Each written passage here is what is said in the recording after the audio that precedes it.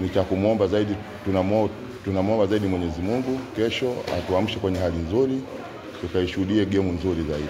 Nalijua hilo mwanzo kwa ni mechi ya kesho, ni mechi ngumu, na ukiangalia mpinzani wangu ameshinda ni mechi mbili kwenye uwanja wake ni wa nyumbani, lakini hata vile vile ni alama zetu kama utaziangalia zaidi zimekaa kwenye same manake 8-8, na ndio maana nimesema ni mechi ngumu, lakini vile vile tunacheza na mpinzani mgumu. Kusema ukweli, ni Mashujaa ni timu nzuri, ina wachezaji wengi ni wazuri, ni wazoefu, lakini hata vile vile ni mwalimu wao ni mzoefu wa hii ligi. Lakini hata sisi Mbeya City tumelijua hilo.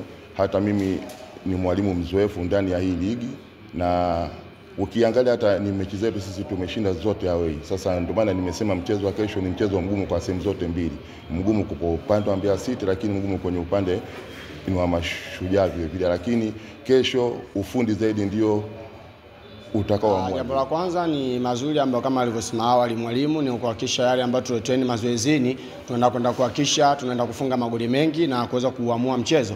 Na huwezi kuwa bora pasipo kufanya makosa, kwa sababu unapofanya makosa ndipo unapoweza kuadhibiwa. Kwa hiyo ukifanya makosa then lazima utahusu magoli, lakini kwa idadi yetu ambayo tulokuja hapa tunahakikisha kabisa tunaweza kuondoka na alama 3 mbele ya Mashujaa. Panapo majaliwa natumaini sisi tutaondoka na alama 3, kwa maana tutacheza mchezo uliokuwa mzuri.